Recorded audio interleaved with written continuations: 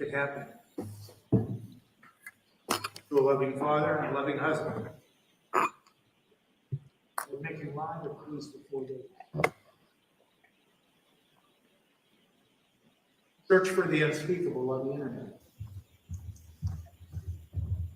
Exposed body of the woman that you adore.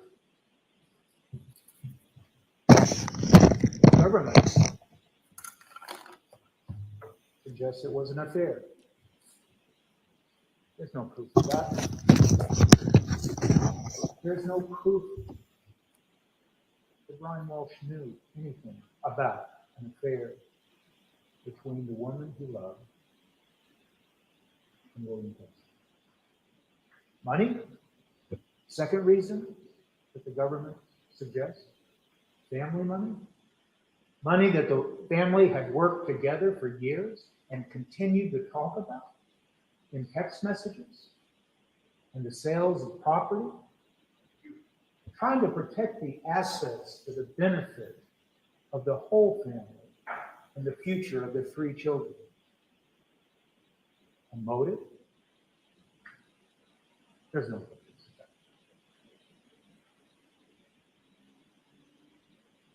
Refusal to consider prison for a terrible mistake he made.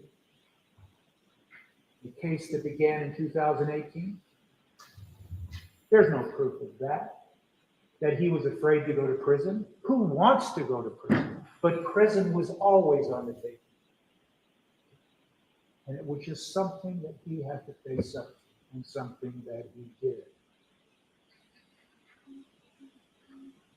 So, what would cause a loving husband and a loving father to do the things that you heard about in this case?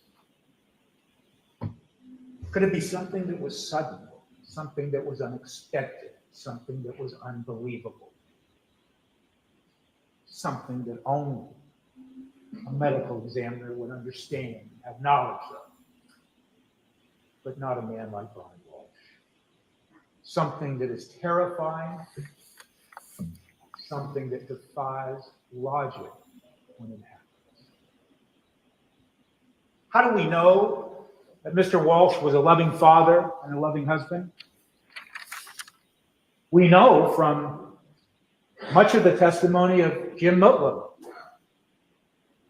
We know from simple testimony from Julie Basler from Kindergarten. When asked questions about her experience with Mr. Walshe and the children, that he would show up and he'd be interested and he'd be friendly, and he was always interested in the progress of his children. And how do we know he was a good father? Because Anna Walshe trusted him with their 3 children, 24 hours a day, 7 days a week, for all those times she was up in Washington, D.C.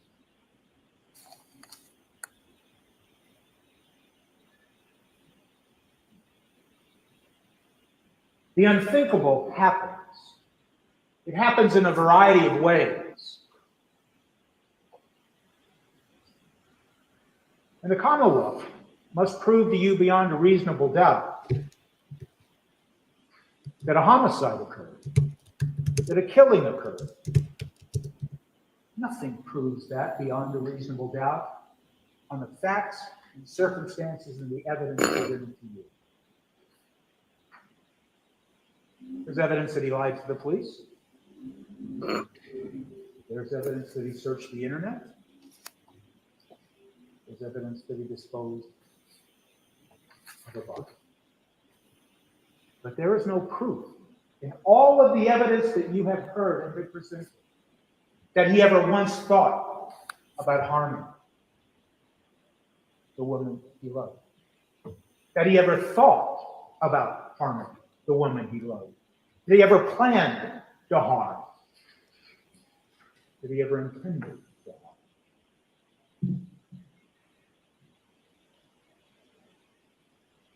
So, when we talk about the evidence of the affair, when we talk about evidence of financial concerns, when we talk about evidence of being ready to go to prison, those are the motives that the Commonwealth needs to prove to you to support any notion that a loving husband and a loving father would kill his wife. And the evidence suggests there was no motive at all. And without a motive, without a reason that is based on facts and circumstances, logic and understanding, without that, you have a sudden and unexpected event that results in confusion, panic, and fear.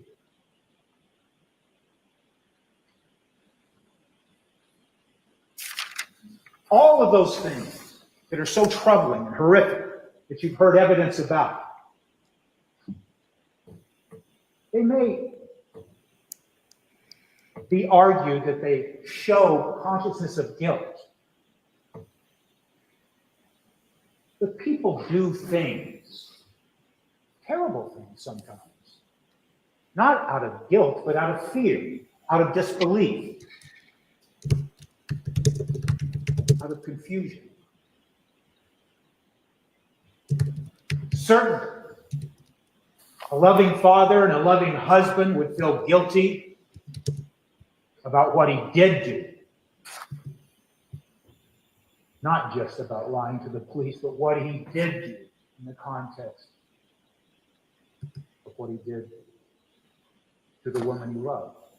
In a moment, in hours, and in days of confusion and disbelief and horror.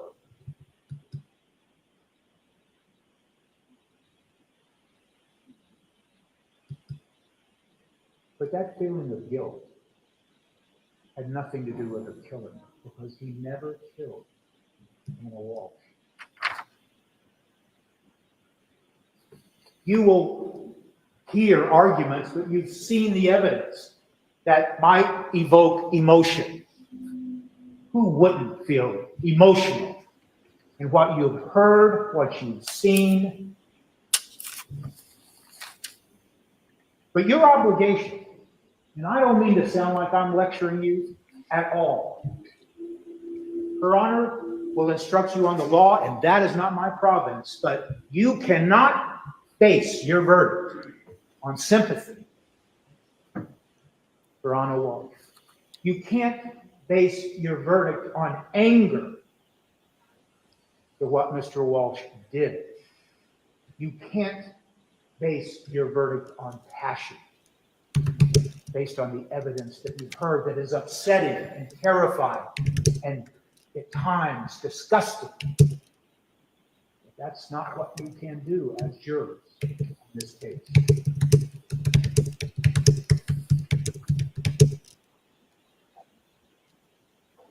At the beginning of this case, when you were sworn as jurors, you might not recall it, but the clerk of this court read you some words. To this indictment, the defendant pleads not guilty. Places himself before this country which you are, the obligation that you have accepted in this case is unlike perhaps any obligation that you've ever accepted in your life. Perhaps.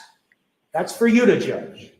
But your obligation requires that without passion and without anger and without sympathy, that you assess the facts as troubling as they are, and at times as horrific as they are, and make your verdict rest on the evidence and nothing less and nothing more. Unbelievable, facts that don't make sense at times, something that is incongruent. An example of that is the end of Mr. Jim Litlow's testimony, where for almost an hour, he talked beautifully about the love between these two people. that he talked glowingly about Mr. Walshe. And then toward the end of his examination, he wanted to say something about now he was thinking there might have been some kind of problem. And reflect upon the evidence that he gave of a phone call he had with Mr. Walshe on the 4th, when the conversation was confusing to Mr. Mutlow, confusing where he kept asking what could have happened that would result in Anna Walshe leaving. The lie that Mr. Walshe was telling people out of fear that no one was going to believe him about what happened, so he lied. But consider the way that Mr. Mutlow had a terrible time trying to understand that. And why? Because he knew both of them. Because what he was thinking, why would Anna Walshe leave? They love each other. I know them both. It makes no sense. And that is what happens when something happens that is totally confusing. You just can't believe it. And you seek answers. You yearn for answers that make sense of something. And when something sudden and unexpected happens, something tragic, your ability to come to terms with it, when it's such a dynamic, such a tragedy, you change. You change.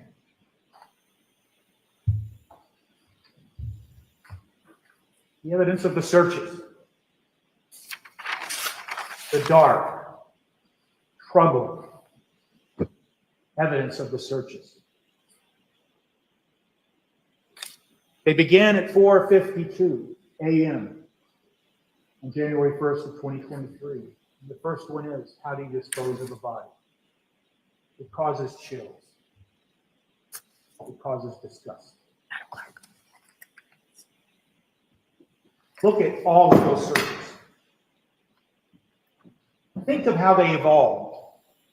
Consider how they go from one subject to another in rapid fashion. Searches conducted by a man that is in disbelief, in confusion.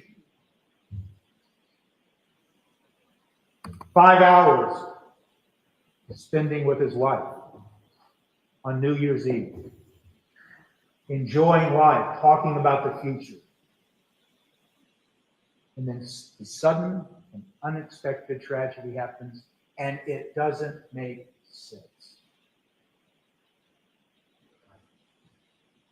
If Mr. Walshe began to make those searches with murder in his heart as a result of murder, then why isn't the first search how to dispose of a body after murder? Because that's the search that occurred 6 hours later. And when you see that word murder, no one would not react to that word. And certainly as jurors in this matter, you're expected to react in a way to that. What does that mean? Does that mean that he in fact murdered his wife? But think about it in context. In this case, on these facts, context matters. And so the first time the word murder is used in these horrific searches is 6 hours after they began. And I tried to ask Trooper Garino, one of the forensic specialists, as he called himself, associated with the Mass State Police. I tried to ask him, well, it's only logical, isn't it, that if you don't get results, you change the wording. We all know that from our own common experience. And you look at those searches that came and went during this time, and the results had to do with funeral parlors and cemeteries and things like that. But Mr. Walshe, given the tragedy that occurred to his wife, and given the time that had passed and his fear and disbelief, he couldn't call a funeral parlor. We need to try to understand, what can I do?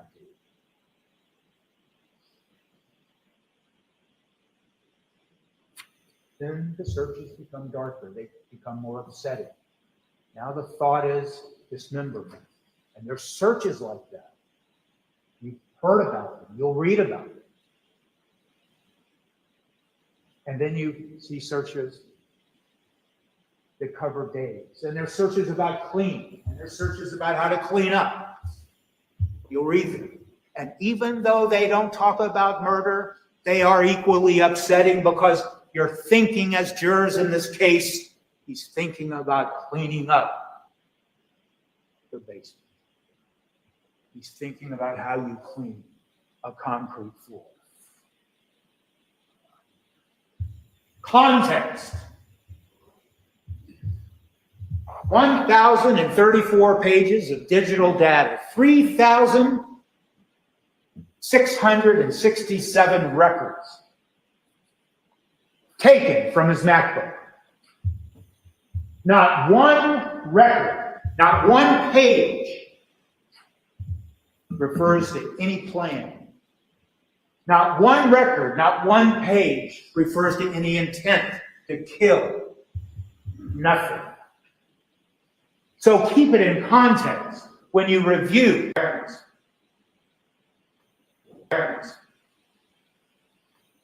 I suggest to you respectfully, you're the jurors. What is the evidence of premeditation?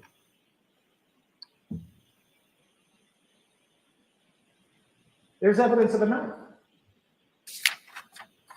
There's evidence of a knife that is seen in a kitchen cabinet. Could I please have exhibit 201?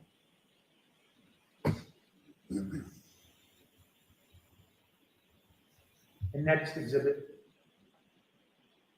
202. And finally, exhibit 203. The knife. It was above a refrigerator. It was in plain view. Had no visual red blood stain. And yet the government wants you to think about this knife. So think about it. Don't ignore it. Do not refuse to consider it. Of course you will, but think about it. In a cabinet above a refrigerator. And they first test it with some screening test. It doesn't prove that it has even blood on it. And they take it, and they should.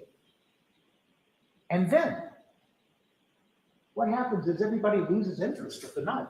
Everybody, the Mass State Police, the crime lab. There's no further testing of this knife. And ask yourself, if that knife is to be considered a weapon used, then why is it in that cabinet? You have heard evidence of bags and bags being thrown in dumpsters over a period of days. The government wants you to think that Mr. Walshe killed his wife and perhaps used this knife. Then why was it sitting in a cabinet days later in open view for the police? What logic is that? And there is no proof that it had one piece of biological evidence on it tied to any killing or any harm. And they simply lost interest in it. You can take it down now.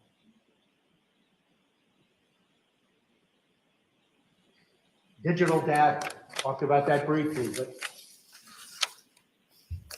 there is nothing in that data. All of that data. And we're talking about text messages. We're talking about MacBook searches. We're talking about the life that's embodied in computers that this day and age we know apparently keep track of everything we do and to some extent everything we think about. Because that's how the government is using that data. They ask you to look at certain things and indicate and try to argue that, oh, this is what he was thinking. So look at it and judge for yourself. What's in this data that demonstrates premeditation, or intent to kill, or intent to harm? You have heard and seen much physical evidence.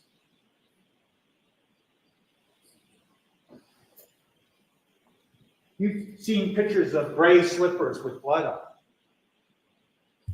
You've seen pictures of all kinds of physical evidence. And if the argument is made by the government, something about a dark gray slipper with blood on it indicates that a murder happened because, listen to the argument, of course you will. But a theory, an opinion, does not make it true. And to suggest something like, the evidence shows that Mr. Walshe went and bought a Tyvek suit, and maybe there's just not enough blood on the Tyvek suit to satisfy the Commonwealth, and so they suggest that some killing happened, and that's why there's so much blood on that slipper and those slippers and all that other evidence. But ask yourself, what do I know about that evidence now from what we heard?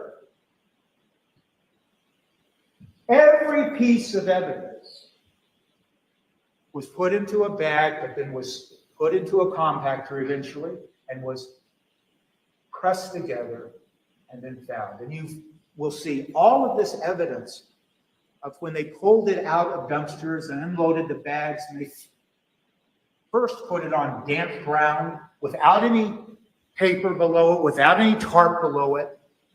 And you heard from no less than 3 witnesses. Mr. Gould from the Mass State Police Crime Lab, Mr. Sheehan from the Mass State Police Crime Lab, and Ms. Celine from the DNA unit.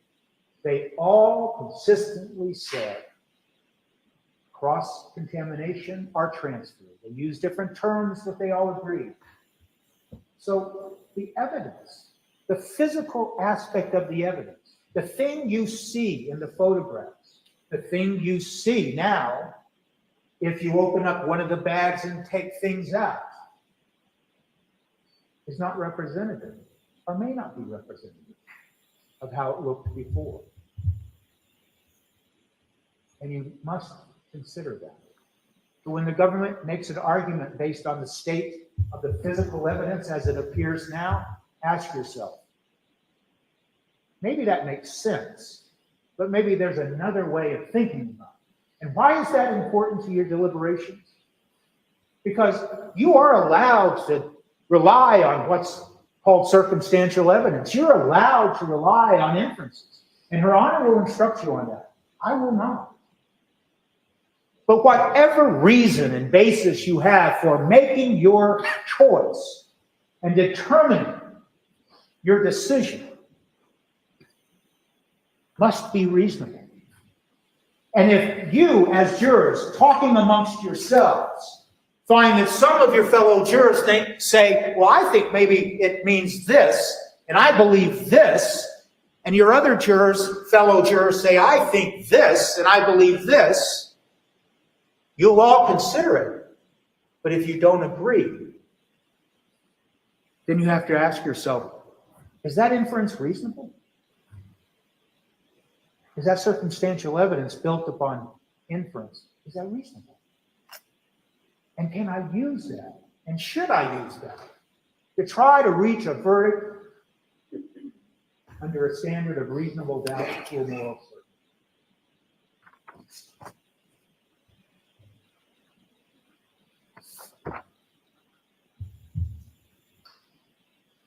What is the evidence that something violent happened in this house?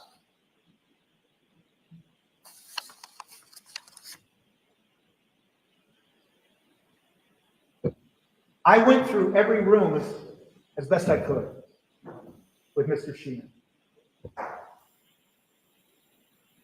There was nothing found in the upstairs bedroom. There was nothing found in the sinks and basins, showers, multiple bathrooms. Nothing found, meaning biological evidence that might indicate something violent occurred. There was nothing found in the kitchen other than a knife that they lost interest in. There was nothing found in the living room that had padding around the fireplace to protect the children from falling. There was nothing in that bedroom where Anna Walshe, Brian Walshe, as adults, enjoyed their life together and had spent their life together, perhaps every night, before she moved to D.C. to take that job. How do we know that? We know that because the photographs show there was nothing there. Even what was characterized as red-brown stains on curtains in the bedroom turned out not to be blood at all. We know that because trained examiners from the United States Police examined probably every square inch of that house. We know that because we saw photographs in her testimony about floor that was dug up based on their experience and training. That biological evidence, like blood, can fall between the cracks of flooring and reside on the subfloor. And so they tore the floor up, and you saw those photographs, and you'll have them. And nothing was found. Nothing at all. I asked Mr. Sheehan about blood spatter, and he forthrightly and honestly said, I'm not a blood spatter expert, but he explained it sufficiently to you. Someone wielding a knife or a weapon and causes blood to let out of a body, and you look for blood that has spattered with directionality. Nothing. Nothing in the bedroom, nothing in the living room, nothing in the bathrooms. No evidence that blood drained down the drains. Could I have Exhibit 217, please?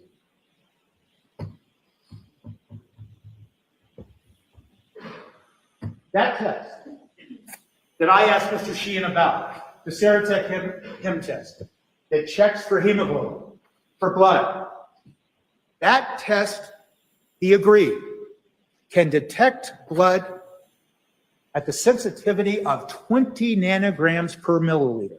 20 nanograms. A nanogram, as he agreed, 1/1000th of a gram.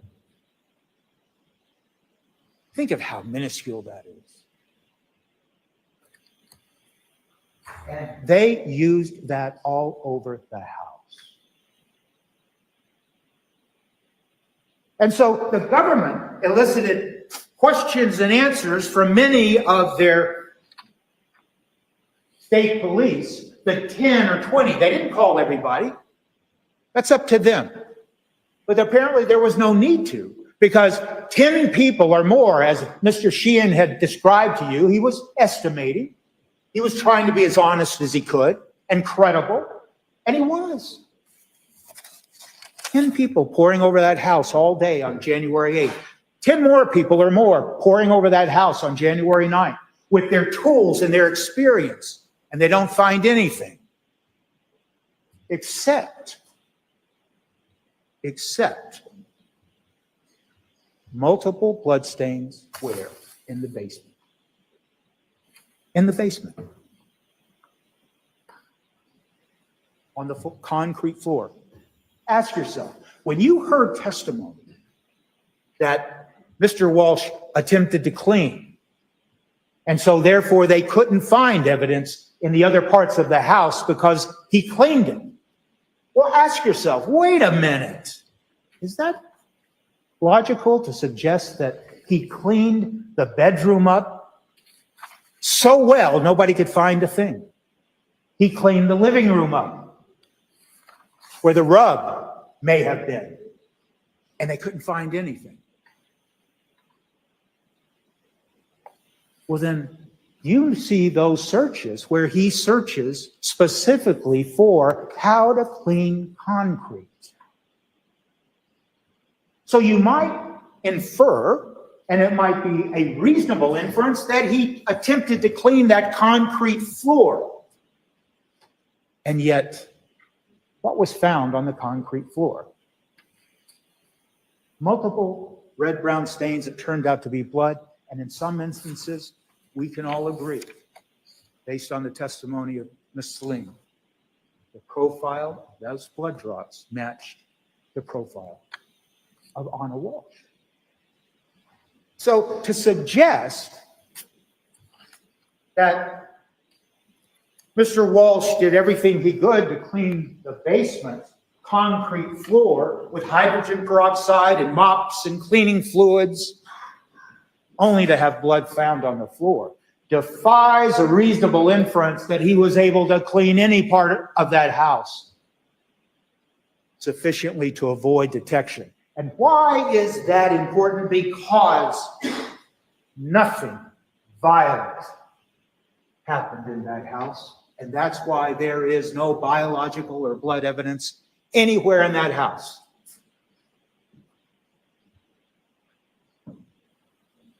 The act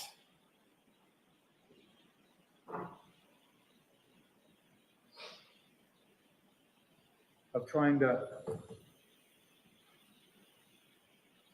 hide the body of his wife and the blood evidence that is seen on that carpet.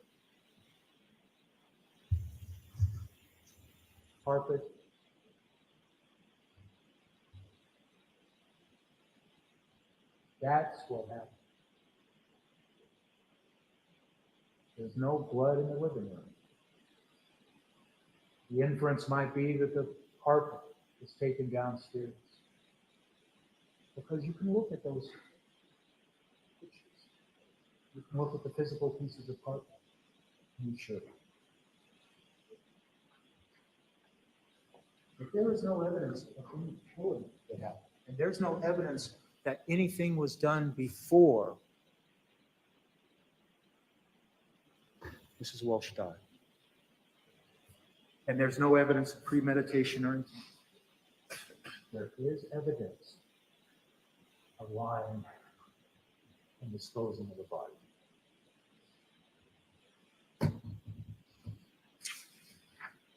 You can take that one. So now we look at the evidence, and I'm just going to characterize it. Some of the evidence that the Commonwealth has presented to you, and there is no question that their obligation is to present to you evidence. But I just ask you to think about, in some cases, how that evidence was presented to you. And I'm going to use a phrase that may or may not be entirely accurate, but it's cherry picking. It's looking at thousands of points of data and asking you to think about it, but not telling you why you should think about it. And what am I talking about specifically? And I'll give you some examples. We already talked about the hole in the ceiling, but let's talk about it a minute. They kept talking to you about that hole in the bedroom ceiling as if it was of some significance. And yet you recall the testimony of Mr. Sheehan. I didn't see anything significant about it. It looked like somebody might have fallen through the ceiling. And there's nothing significant about the pieces that Mr. Walshe had stored in the cabinet in that same bedroom. I asked Mr. Sheehan about that. I didn't see anything significant about that. Yet you kept being given that evidence. And then as the evidence developed, for some reason, there's Mr. Murphy. And it came out in evidence that Mr. Murphy had in fact contacted Mr. Walshe because there was a promotion going on. It wasn't that Mr. Walshe said, hey, come and fix this hole, this suspicious hole. No, he was contacted. And he didn't respond right away, but then he did. And for some reason, they keep insisting that that hole is of some significance, but they don't tell you why, they just give it to you. They do the same thing with the searches. Remember when Trooper Keefe was sitting right here and he's asked to look through those thousands of, 250 pages of the search history from the iPhone Mini 13, the phone that belonged to Mr. Walsh, and he's asked to look at it and says, do you see searches there to go to the MGM? Yes, I do. Nothing else. No explanation why that is significant, why it's important to try to determine if a man committed premeditated murder. You're just throwing that pieces of evidence. Why? Why were you given? Why was Trooper Peef asked to tell you about a song, a partial song title? And when you go over that evidence, look through there if you choose to, and I will encourage you to do that. And you see song after song and movie title after movie title. Why is it that the government throws that at you and says, think about this? For what reason? And then they present to you through Trooper Garino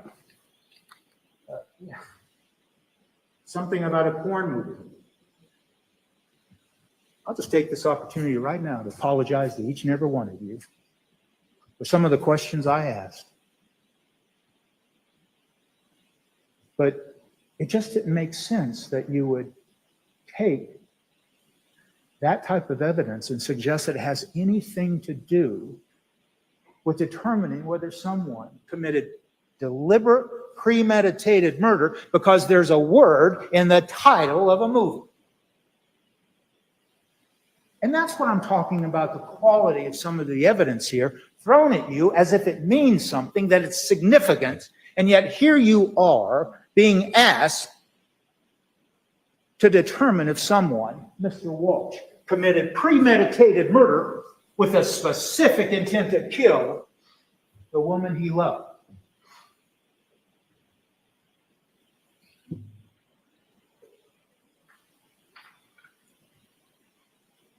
When we talk about premeditated murder, we talk about planning, you have to ask yourself, did I hear evidence of the conduct of a man who premeditated, a man that had thought about a killing, a man that had planned? I mean, think about what you heard. And we're not going to repeat all those things I've already said, but I want you to focus on one other piece of evidence. I asked Detective Schmidt, when you went down to the basement on January 4th, you saw some bags down in the basement. Yes, I did. What did you think was in those bags? I thought they were pieces of rug. My goodness. What does that tell you about the thinking process and the sloppiness and the lack of any planning or careful thought that you would expect out of someone who had planned a murder? And then he lets a police officer walk down in the basement, and the police officer, based on his training and experience, uses, I think he said, his boot, and he felt it, and he said, felt like pieces of rug to me. Rug that is in evidence. It has blood. Think about all of that when you're thinking about it. Did this man, Mr. Walsh, did he plan anything? No. Did he intend to kill anybody? No. Did he kill Anna Walsh? No. The evidence does not support a finding of premeditated murder with specific intent to kill based on the evidence, not based on sympathy, based on the evidence. What's some other evidence that is troubling? Mr. Walsh is talking to the police, and he says, I messenger. When asked about, and we was trying to explain it, things will come up on my phone that I thought were for me, but then it turns out they were for Anna. And so the government seizes upon that evidence and suggests that there's evidence that Mr. Walsh had seen text messages between Anna Walsh and William Fastow. And those text messages between Anna Walsh and William Fastow, some text messages are placed into evidence, and I'm sure you'll look at them. And why would the government want you to believe that Mr. Walsh saw those text messages? Because some of the entries in those text messages are very upsetting.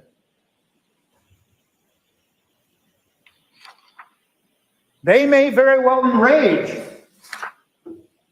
a husband to read about what was going on in those text messages.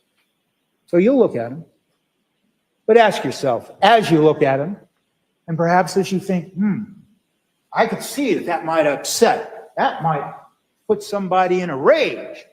Problem is, there is absolutely no evidence that Mr. Walsh ever saw any text message, because he was trying to say iMessenger, and now you know from the testimony of Trooper Keith, there's no such thing as iMessenger.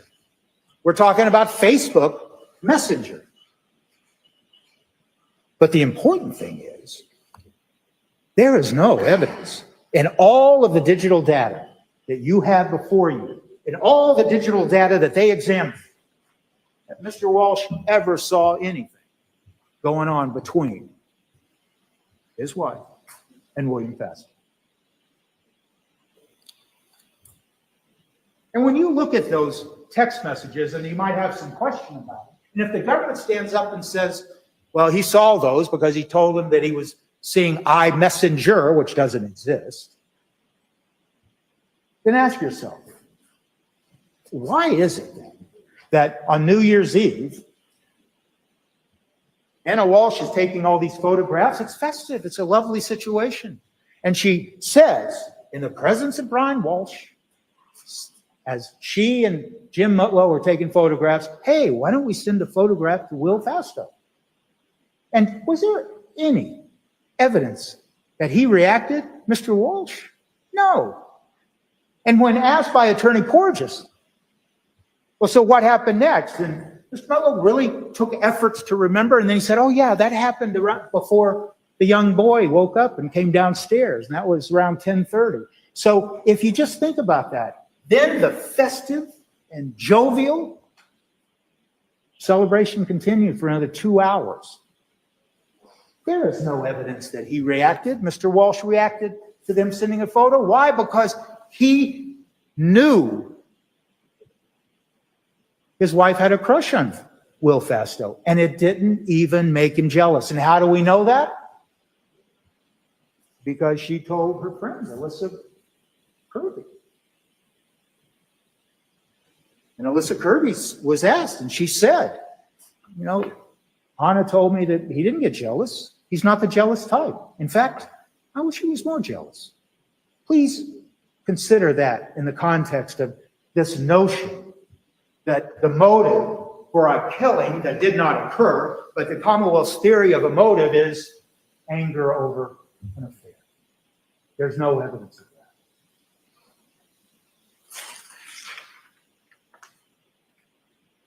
Dr. Atkinson told you. Dr. Atkinson described to you the phenomenon of sudden unexpected death. It happens. And just because it's rare, and just because the government will undoubtedly argue that that is nonsense, listen to their argument. But Dr. Atkinson made it clear it happens. It happens in young and old, male and female. It happens unexpectedly. In fact, it happens with people who have never manifested any problem before. It happens in athletes. And how do we know that it's not absurd, even though it might be rare? How do we know it is an important aspect of what happens to people? Because the laws of this state mandate that the office, the chief medical examiner, get information from doctors, police officers, nurses, when there is a sudden death, when someone is otherwise healthy. They're mandated to investigate that. So there is a statute that Dr. Atkinson told you a little bit about on cross-examination. So ask yourself, is it as unlikely? Is it bizarre? Because Anna Walsh worked out. Yes, she had been sick before. She had been with Alyssa Kirby in the days leading up to this, and Alyssa Kirby wound up having the flu. But that's not what really is at issue here. Sudden and unexpected death may occur because someone is ill. All we know is that it happens. And the fact that someone doesn't believe it could happen doesn't mean that it doesn't. Importantly, though, think about the shock of it happening. Think about the effect it would have on anyone. A lay person that has no idea it could happen. You're down celebrating with your wife and your friend, and then the tragedy happens. And you panic because you can't believe it. You don't understand it. And you don't think anybody's going to believe it.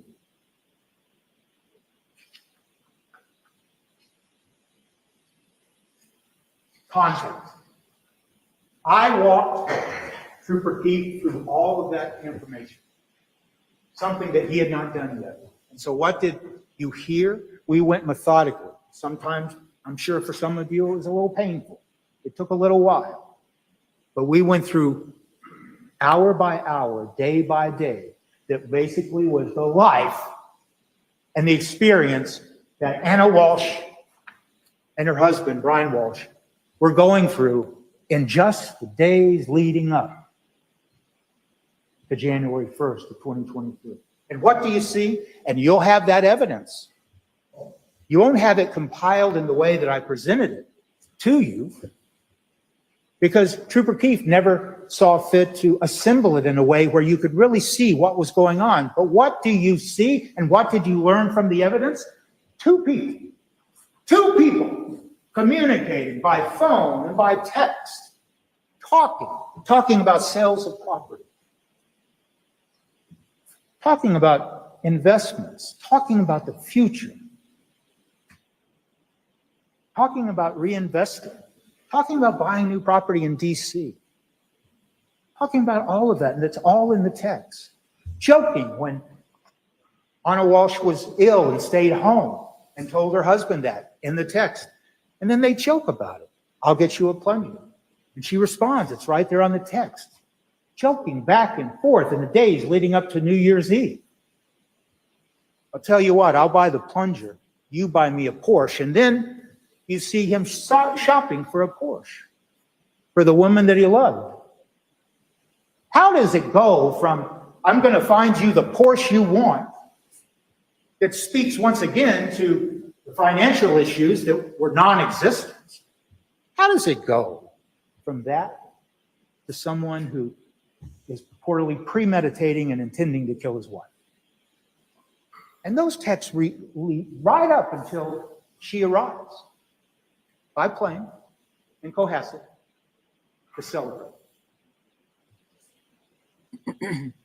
So, context. Once again, divorce.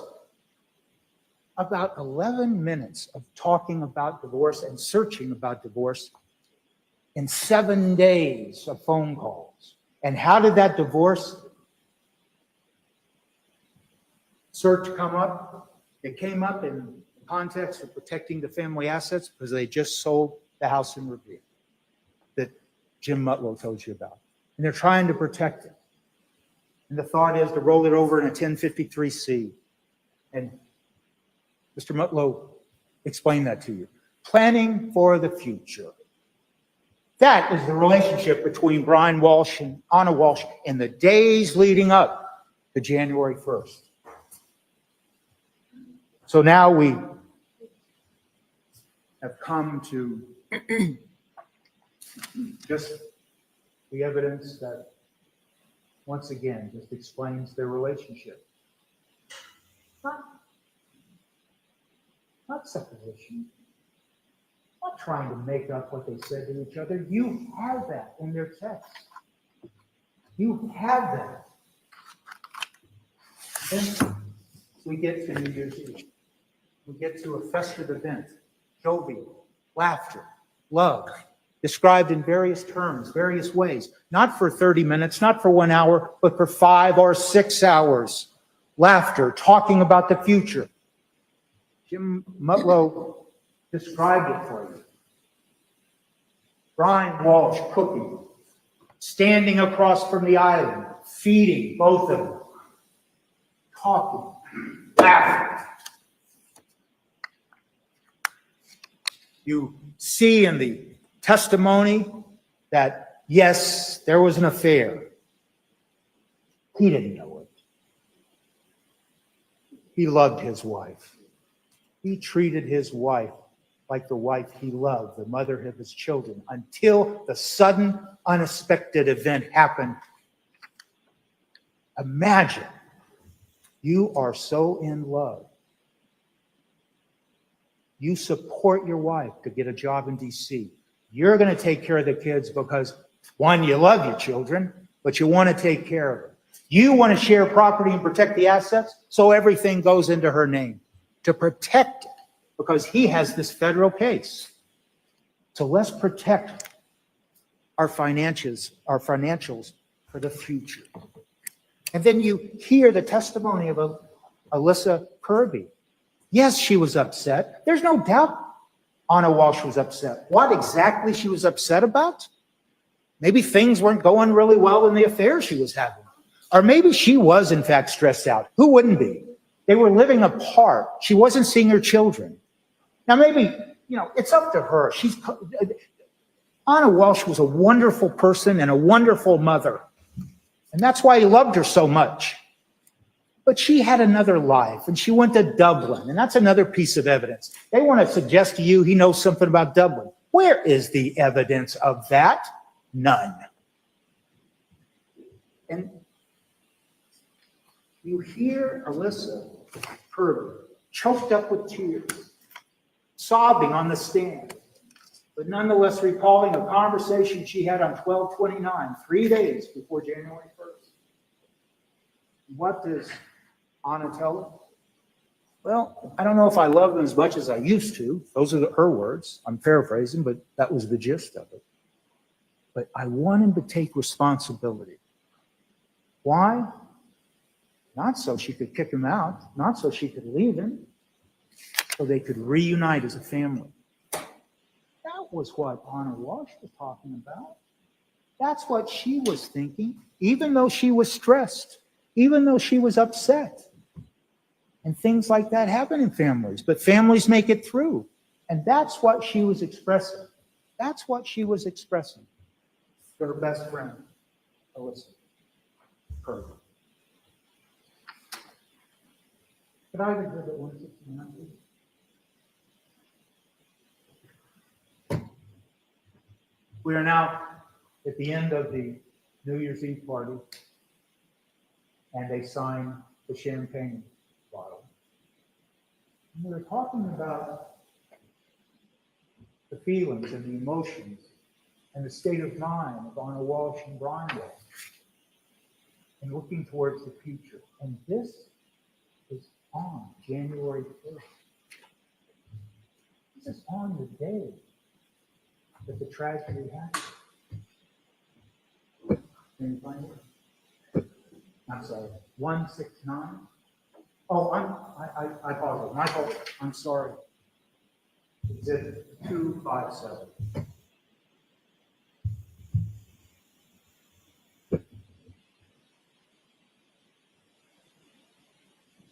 And that's the champagne box that was signed. And what are the words? What a year. And yet we are still here and together. Let's make 2023 the best one yet. We are the authors of our lives. Courage, love, perseverance, compassion. Those are the words of Anna Walshe talking to her husband. Look what she says. What a year, and yet we are still here. What does that tell you? Yes, they had been through a lot. She missed her children. What mother wouldn't? But they were working toward the future. And one final thing about the state of mind of Brian Walshe at this period of time. He made reservations for a New Year's Day dinner, so he could be alone with his wife. And the evidence of that is in these records. And I'm not going to have it called up. I'll just tell you. Exhibit 79, page 186, record 682. That's the data. He's researching where to take her out. And you'll see a reference to Nightingale, a restaurant that I asked Trooper Keefe about. A restaurant that's right on the line of Marblehead and Winter. Exhibit 59, at 12:27, those records indicate that Mr. Walshe credit card used to reserve dinner for $573.76. So him and Anna could spend New Year's Day celebrating. And Exhibit 170, a text from Nightshade Restaurant itself acknowledging the reservation. And those were the plans that he made. And the government will suggest that's some kind of evidence of premeditation. Well, it's not any evidence of anything but love. And I'll just tell you, when you look at that evidence, you'll see that that email exchange was deleted. It's right there in the evidence. And then you heard the federal probation officer saying he wouldn't be allowed to go there. He'd have to get permission. So yes, did Mr. Walshe lie to his probation officer for what reason? So he could take his wife out for a New Year's dinner, and that evidence, and the evidence that you saw in that champagne box, is what their life was right at the moment before the tragedy happened. That is the evidence. I'm sorry I talked for so long. I apologize. Mr. Walshe loved Anna Walshe, the mother of his 3 children. There's no evidence that he deliberately premeditated a murder. There's no evidence that he ever intended to kill Anna Walshe. None whatsoever. Mr. Walshe is not guilty. He's not guilty of murder. Thank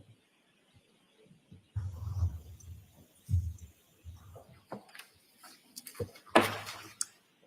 Jurors can't. I want you to take a moment to stand up.